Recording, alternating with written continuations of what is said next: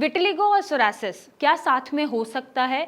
या जिनको हो रहा है वो ये वीडियो सुन रहे होंगे और सोच रहे होंगे कि उनके जो क्वेश्चंस होते हैं या दिमाग में ज़रूर आता है कि ये दोनों मुझे कैसे हो गए। अब अगर हो गए हैं तो मैं पहले विटिलिगो ठीक करूं या सोरासिस ठीक करूं, पहले तो मुझे हुए क्यों, और ये पॉसिबल भी है या नहीं कि एक से ज़्यादा ऑटोइम्यून डिसऑर्डर एक साथ हो सकते हैं या नहीं। नमस्कार, मैं डॉक्टर मेघा चतुर्वेदी स्वागत करती हूँ आपका अपने चैनल पे। और अक्सर हमने आसपास पेशेंट को देखा है या ऑब्जर्व करा है हमारी प्रैक्टिस में, या आपने भी देखा होगा, या जिन पेशेंट को है साथ में विटिलिगो और सोरासिस वो मुझे सुन रहे होंगे कि यस ये पॉसिबल है, आपको बॉडी में एक से ज़्यादा ऑटोइम्यून डिसऑर्डर हो जाते हैं। अब ज़रूरी नहीं है कि वो सोरासिस और विटिलिगो ही हो, कुछ पेशेंट में हमें देखने को मिलता है कि रूमेटॉइड आर्थराइटिस भी है और सोरासिस भी है, तो दोनों ही ऑटोइम्यून डिसऑर्डर है। अब ऑटोइम्यून हम बार बार यूज़ कर रहे हैं, तो क्या है ऑटोइम्यून?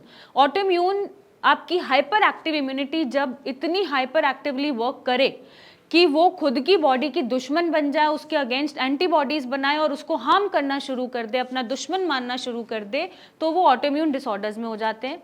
जैसे ऑटोइम्यून डिसऑर्डर्स में और भी बहुत सारी चीज़ें आती हैं, सोरासिस, विटिलिगो, रूमेटॉइड हमें पता है, एसएलई होता है, ऑटोइम्यून डिसऑर्डर है, ऑटोइम्यून हेपेटाइटिस होता है, ऑटोइम्यून किडनी डिसीजेज होती हैं, जो किडनी खराब हो जाती है, खुद की बॉडी अटैक करना शुरू कर देती है खुद को।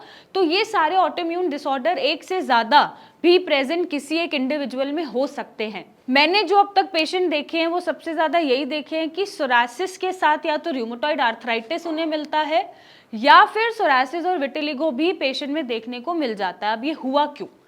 होने के पीछे सिंपल सा पैथोजेनेसिस है। हमारा एक कॉम्प्लेक्स होता है जिसको हम बोलते हैं मल्टी हिस्टोकम्पैटिबिलिटी कॉम्प्लेक्स। ये एक जीन का लोकस है।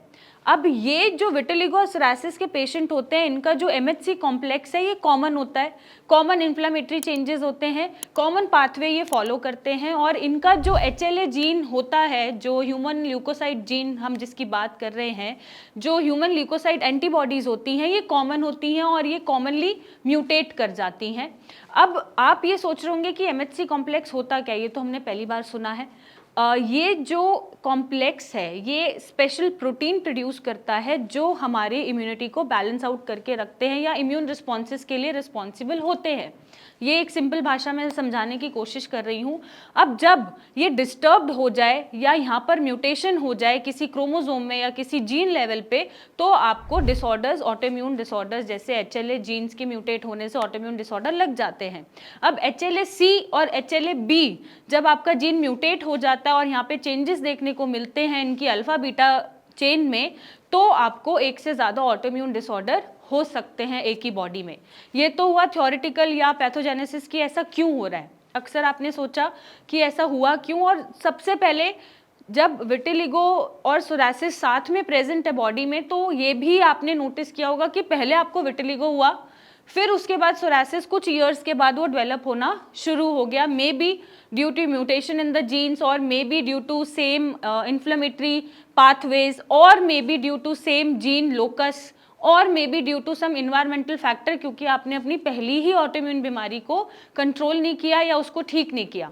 अब सफ़ेद दाग आपको हुआ है, और ज़्यादातर पेशेंट में पहले सफ़ेद दाग होता है, उसमें आपको पता है कि खुद की जो एंटीबॉडीज़ अगेंस्ट प्रोड्यूस हो रही हैं, मेलानोसाइट्स कम काम कर रहे हैं, मेलानिन प्रोडक्शन नहीं हो रहा है।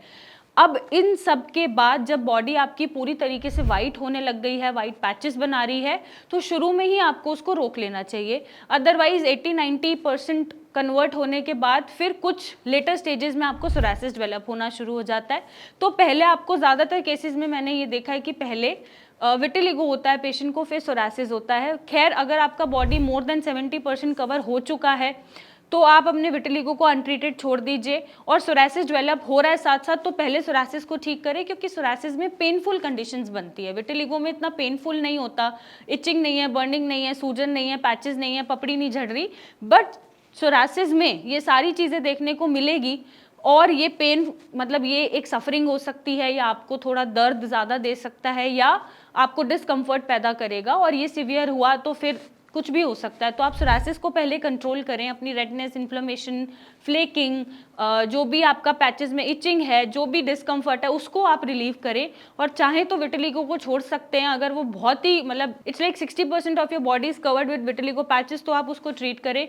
और मोर देन 70% हो गया तो उसको आप अनट्रीटेड छोड़ सकते हैं। लेकिन आप अपने सोरासिस को नज़रअंदाज नहीं करेंगे, सोरासिस को ठीक करेंगे, क्योंकि ये भी बिगड़ता गया तो हो सकता है आपके जान पे बात आ जाए, या ये फेटल बन जाए, या फिर आप इसके बाद कोई और बीमारी झेल ना पाए, या कोई और कोई भी इंसिडेंट या ट्रेजेडी या एक्सीडेंट कुछ भी ना झेल पाए, क्योंकि आपके इम्यून रिस्पॉन्सेज बैलेंस नहीं है।